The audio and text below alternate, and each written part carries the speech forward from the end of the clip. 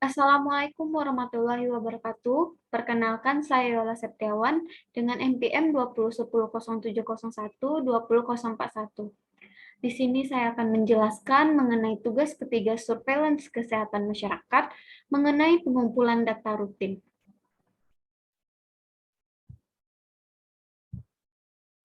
1. Mengemukakan dan menjelaskan serta memberikan contoh sistem pencatatan dan pelaporan puskesmas. Yang pertama kita bahas mengenai apa itu sistem pencatatan dan pelaporan puskesmas. Sistem pencatatan dan pelaporan terpadu puskesmas adalah kegiatan pencatatan dan pelaporan data umum, sarana, tenaga, dan upaya pelayanan kesehatan di puskesmas, termasuk puskesmas pembantu, yang ditetapkan melalui Surat Kementerian Kesehatan Republik Indonesia Nomor 63 Menkes SK 2 1981. Sistem pencatatan dan pelaporan terpadu puskesmas atau SP2TP bertujuan agar semua hasil kegiatan puskesmas di dalam dan di luar gedung dapat dicatat serta dilaporkan ke jenjang selanjutnya sesuai dengan kebutuhan secara benar, berkala, dan teratur, guna menunjang pengelolaan upaya kesehatan masyarakat. Contohnya, tercatatnya semua data hasil kegiatan puskesmas sesuai kebutuhan secara benar, berkelanjutan, dan teratur.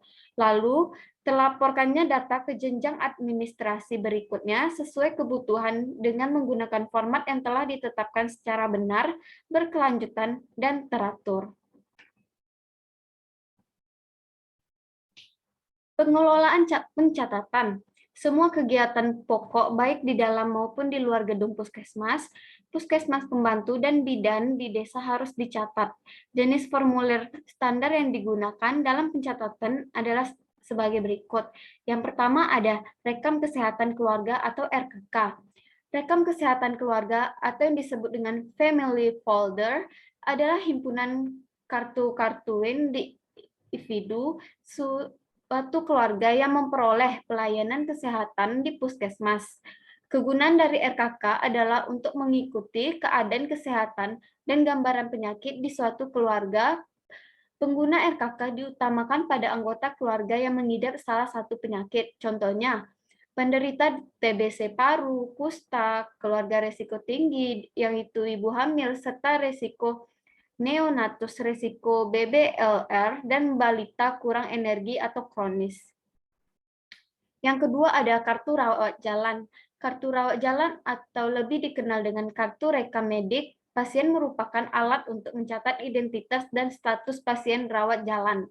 Contohnya, ketika ada pasien rawat jalan yang berkunjung ke puskesmas akan diberikan kartu tersebut. Yang ketiga ada kartu indeks penyakit. Kartu indeks penyakit merupakan alat bantu untuk mencatat identitas pasien, riwayat, dan perkembangan penyakit. Contohnya, kartu yang diperuntukkan khusus penderita penyakit TBC paru dan kusta. Yang keempat, kartu ibu dan kartu anak merupakan alat bantu untuk mencatat serta mengetahui identitas, status kesehatan ibu dan anak. Contohnya, kartu yang diberikan pada saat ibu melahirkan, serta kartu yang diberikan pada balita dan anak prasekolah.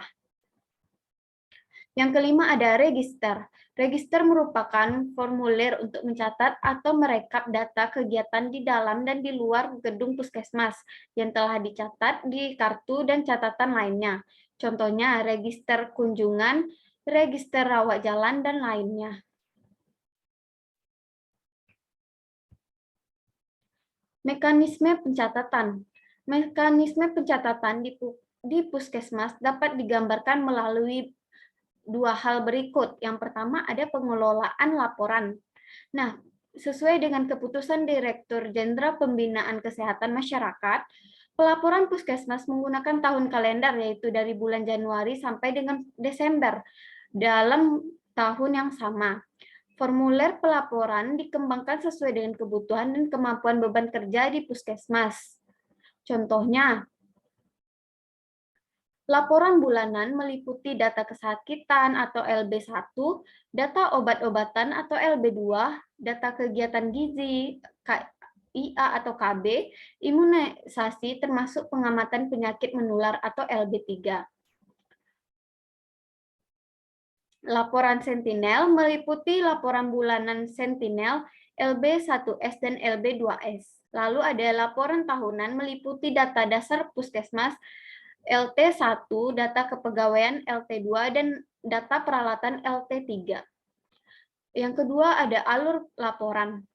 Laporan dikirimkan dari Puskesmas ke Dinas Kesehatan Kabupaten atau Kota, Dinas Kesehatan Provinsi, serta Pusat atau Ditjen BUK dalam bentuk rekapitulasi dari laporan SP2TP. Laporan tersebut meliputi yang pertama ada laporan triwulan, contohnya hasil entry data atau rekapitulasi laporan LB1, ada rekapitulasi laporan LB2, dan rekapitulasi laporan LB3. Lalu ada laporan tahunan, contohnya rekapitulasi laporan LT1, rekapitulasi laporan LT2, dan rekapitulasi laporan LT3. Lalu, mekanisme pelaporan ada beberapa cara. Yang pertama, laporan dari Puskesmas Pembantu dan bidan di desa disampaikan ke pelaksana kegiatan di Puskesmas. Yang kedua, pelaksana merekapitulasi yang dicatat baik di dalam maupun di luar gedung, serta laporan yang diterima dari Puskesmas Pembantu dan bidan di desa. Yang ketiga, hasil rekapitulasi pelaksanaan kegiatan dimasukkan ke formulir laporan sebanyak 2 rangkap untuk disampaikan kepada koordinator SP2TP. Yang keempat, hasil rekapitulasi pelaksanaan kegiatan diolah dan dimanfaatkan untuk tindak lanjut yang diperlukan untuk meningkatkan kinerja kegiatan. Untuk soal yang kedua, yaitu mengemukakan dan menjelaskan sistem pencatatan dan pelaporan rumah sakit beserta contohnya. SP2RS atau Sistem Pencatatan dan Pelaporan Rumah Sakit adalah sebuah sistem yang dibuat oleh Departemen Kesehatan yang bertujuan mendapatkan data-data tentang segala kegiatan rumah sakit di seluruh Indonesia, yang kemudian dijadikan informasi tentang keadaan kesehatan nasional. Pencatatan di sini dimaksudkan pendokumentasian segala informasi medis seorang pasien ke dalam rekam medis. Data pasien dapat dikelompokkan ke dalam 2 kelompok, yaitu data sosial dan data medis. Kegiatan pencatatan ini melibatkan semua unit pelayanan di rumah sakit yang memberikan pelayanan ataupun tindakan kepada pasien. Untuk catatan dapat dibedakan berdasarkan sifatnya. Yang pertama yaitu ada catatan yang bersifat kolektif. Catatan ini dalam bentuk buku yang sering disebut dengan buku register. Buku register ini merupakan sumber utama data kegiatan rumah sakit. Lalu yang kedua ada catatan yang bersifat individual. Catatan ini mendokumentasikan segala tindakan medik yang diberikan kepada seorang pasien. Bentuk catatan ini berupa lembaran-lembarannya dinamakan rekam medis. Contohnya, ada data kegiatan rumah sakit atau RL1. Formulir RL1 merupakan formulir rekapitulasi yang mencakup berbagai kegiatan rumah sakit seperti rawat inap, rawat jalan, pelayanan instalasi rawat darurat, dan lain-lain. Formulir ini dibuat setiap triwulan oleh masing-masing rumah sakit berdasarkan pencatatan harian yang dikompilasikan setiap bulan. Data yang dilaporkan mencakup semua keadaan mulai tanggal 1 bulan pertama sampai dengan tanggal 30 atau 31 bulan ketiga pada triwulan yang bersangkutan. Lalu ada contoh yang kedua, yaitu data kegiatan morbiditas rumah sakit terdiri dari kegiatan morbiditas individual pasien rawat inap yang meliputi morbiditas untuk pasien umum atau RL2.1 dan morbiditas untuk pasien kebidanan atau RL2.2, serta morbiditas untuk bayi lahir di rumah sakit atau RL2.3. Yang ketiga, mengemukakan, menjelaskan, dan memberikan contoh registrasi statistik vital kependudukan.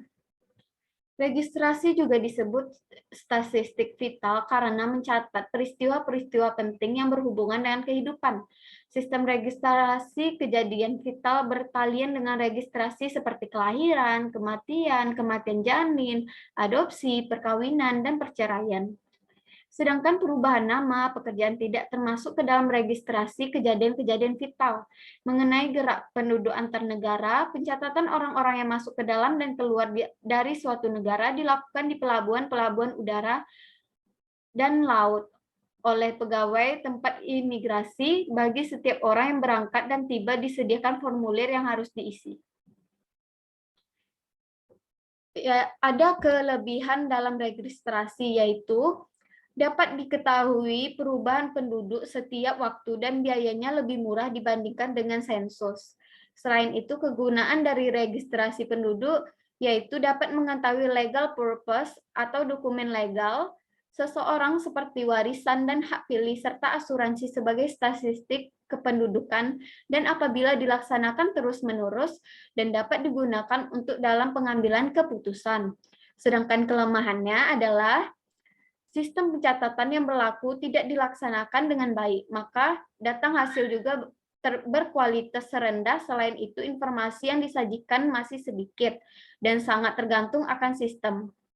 Petugas dan kesadaran masyarakat, yaitu kelengkapan dan kecermatan data sangat bergantung pada konsistensi dan kontinuitas penduduk itu sendiri. Lalu, cakupan data yang diperoleh pada registrasi penduduk sangat bergantung pada kesadaran masyarakat untuk melaporkan kejadian vital yang terjadi di dalam keluarganya. Di negara-negara maju, pengumpulan data melalui registrasi umumnya tidak menemui masalah dan hambatan. Sebaliknya, di negara berkembang seperti Indonesia, umumnya data yang dicakup masih kurang lengkap karena banyak peristiwa yang tidak dilaporkan dan data kurang rinci, sehingga kurang memadai untuk berbagai analisis kependudukan. Contoh registrasi ini seperti kejadian-kejadian perkawinan, perceraian, pengangkatan anak atau adopsi, dan perpindahan imigrasi. Pencatatan tersebut sering disebut sebagai registrasi vital atau statistik vital. Sekian hasil presentasi saya, kurang lebihnya saya mohon maaf. Wabillahi taufiq wal hidayah. Assalamualaikum warahmatullahi wabarakatuh.